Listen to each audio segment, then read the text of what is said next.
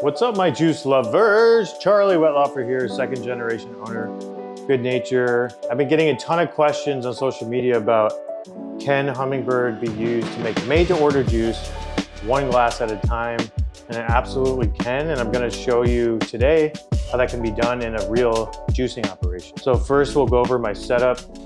I've got the Hummingbird Pro XL. So I'll also work on Hummingbird Pro. It's going to be a little bit faster on Pro XL, and I'll explain why in a minute. I've got a couple recipe bins that we're going to be weighing the recipes in. So in a real juice bar situation, you could have multiple of these and have your recipes lined up and ready to go as people order them. I'll walk you through that process. I've got a commercial scale here, which we're going to be weighing the recipes. I've got produce. I've got enough for 2 different recipes. We're going to be doing one recipe is carrot, orange, apple, lemon, ginger. The other recipe is apple, cucumber, spinach, lemon, ginger. 2 of my favorite recipes, very popular combinations. And then I've got some 17-ounce glasses here. So basically, we're going to be weighing out 1.5 pounds for each one. 1.5 pounds, as a general rule of thumb, will usually give you about 16 ounces of juice. Now, it can vary depending on how juicy the produce is, depending on how ripe the produce is. So you're going to have to do testing on your own recipes. And I haven't specifically tested these recipes for 16 ounces, so it might come up a little bit under or over. Don't hold me accountable. I'm just kind of winging it here, but we'll see how close we get on that. All right, so I mentioned that Pro XL is going to be a little bit faster, and the reason is that we're going to be using boost mode to speed up the press for some of the cycle. And the reason we're doing that is because Hummingbird is set to a 4-minute press cycle. It's always best to press slow when you can. You get higher yield, you get less issues like breaking bags or overflowing the press. So if you just press and walk away, it'll press in 4 minutes. You generally won't run into issues unless you overfill it or using a really mushy recipe or something.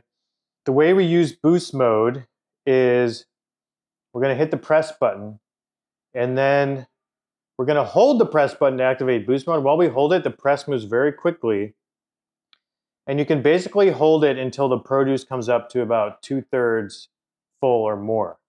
And since it's not a full batch, we're just doing 1.5 pounds, you can take out quite a bit of the press time. Since Pro XL is a larger press, you can take out more of that time because there's more room in there.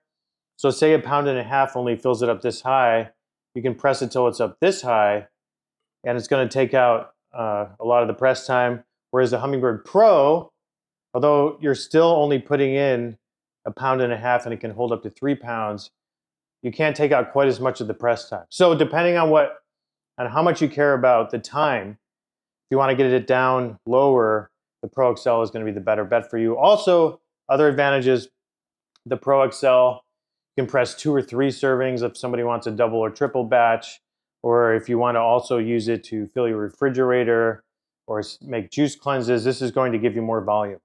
So if you're running a real juice business, definitely recommend Pro XL. If you're literally just doing juice made to order and you're never going to be pressing more than 1 serving, then the Pro should work fine for you. I'm just going to go over one more common question before we get started. And that question is, do you have to wash the juicer between recipes? Generally, the answer is no. Our press does a pretty good job at passing everything through. And then the pulp is held in the press bag. So you just pop the press bag out, pop a new press bag in, put the grinder back down, and you're ready to go. And I'll demonstrate that. I'm actually going to do the carrot recipe first and then the green recipe, so you can see if you can notice any color difference or not. However, if you're doing something that's super colorful like beets or turmeric, or maybe somebody did some ginger shots and the next person doesn't like ginger, and you're concerned about that, you could purchase extra grinder kits. So these just pop right off. You can pop the other one on, and then you'll have literally no residue because that one just came out clean. And you can even have extra press kits on hand too. So these just lift out and put another one if you really want no residual color or taste. However, in my experience, you can't really see or taste the difference most of the time, so I wouldn't be too worried about it. You can also just pour some water through the juicer if you just want to give it a quick rinse before the next batch. Lots of people do that. That's totally fine as well. But I'm just going to go straight from the carrot juice to the green juice. You can see if you can notice a color difference. Okay, so let's say we open our doors. First customer comes in, orders a 24 karat recipe or whatever you want to call it. We're going to toss the recipe bin on the scale, hit the tare button to take out the weight of the bin. You can see it zeroes out there on the scale. And now I'm going to do about half-pound carrot, half-pound apple, half-pound orange, and then just a touch of lemon and ginger. All right, so you can just throw it in here to get up to about half a pound. There's 0.52, and then we'll do another half-pound apple. And it doesn't have to be exact, because remember, even as seasonality changes with produce, the taste is going to change a little bit anyway, so you don't have to be super exact. There's up to a pound. Then we're going to throw in the oranges to get up to 1.5 pounds. We're close to it. 1.56. And then we're going to throw in 1 piece of lemon, 1 piece of ginger. There's my recipe. Now I'm going to hang it off the front of Hummingbird. I'm going to hit the grind button. Just grind everything up.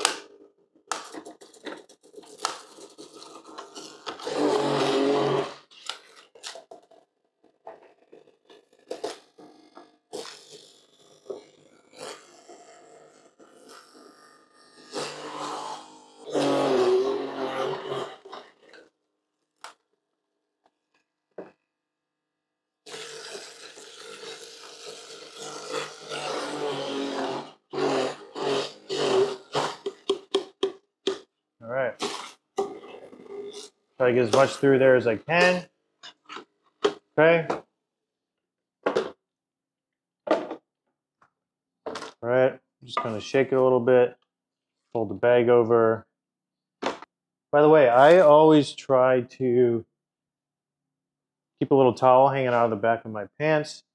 Helps a lot with, just wiping off my hands while I work. Okay, so now we're going to hit press. And as you can see, it's at 4 minutes. But now I'm going to look inside and hold boost mode until I see the recipe pretty compacted, and then let go. You can see we took it down to 2 minutes. So now, while this is pressing, I can get my next recipe ready because it's press and walk away. So let's say the next customer orders the apple cucumber recipe. So we're going to throw in our cucumber. We'll do about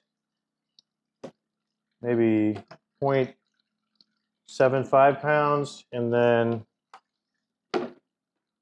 going to get up to almost 1.5. We're up to 1.4 with the apple, and then lemon, ginger, and spinach. Now spinach weighs almost nothing, so whatever, you just throw a handful in, and we're at 1.57 pounds, close enough. And now this is ready for the next batch. So we'll just wait for this press to finish, and then we'll go right into the next one without rinsing, and we'll see if you guys can notice the color difference. Okay, so this recipe's done. We can see how close we got to, let's see how close we got to 16 ounces here. These containers have a nice pour spout. Now remember, this is 17-ounce glass. There you go. Look at that. Isn't that beautiful? That is a beautiful glass of juice right there. You can hand to your customer. I love serving it in a real glass. I think it gives a nice touch, but most juice bars use plastic.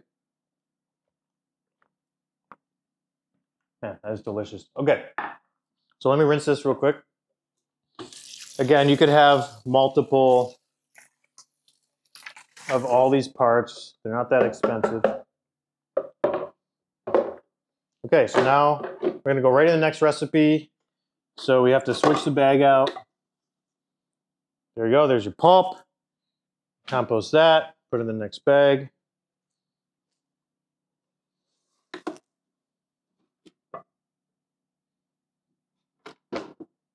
And we're ready to go. Hit the grind button. Spinach, I like to feed through the top hole. It's a little bit easier. So we're gonna start with the spinach, feed it through a piece of apple, cucumber here.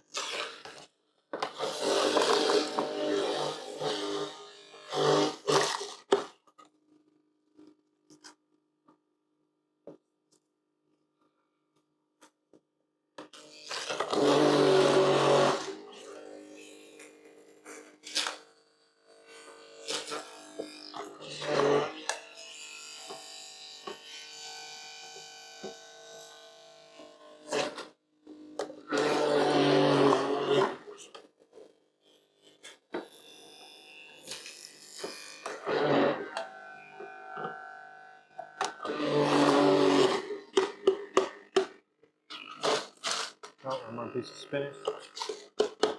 All right. We're gonna do the same thing. Hold boost mode.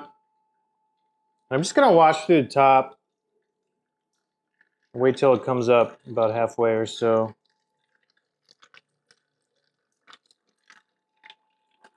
All right. There we go again, down to 2 minutes and 3 seconds. So now you have 2 minutes to help the next customer, prep the next batch. Like if, again, another customer comes in, we could do another batch of juice here. All right, so I'm gonna use this time to do a little cleanup. All right, this press is done. So let's see how this came out. And again, you know, so make sure the camera's getting smooth. So you tell me, I mean, yeah, see this was juicy because it's cucumber. So this is about 17 ounces. So in reality, knowing this, I'd probably adjust down the amount of cucumber in this recipe, real life situation. But I mean, I don't see a color difference here going straight from carrot. I mean, I don't know. You tell me. But it looks fine to me. I think no customer would notice. Give it a taste. It is so good. Can't beat the juice off of this soon. Again, we can discard the pulp. And clean up on this guy is so easy. You know, the whole press lifts out, and the whole grinder comes off. And there we go. So, and all that stuff can go to the kitchen. Lost my hand towel.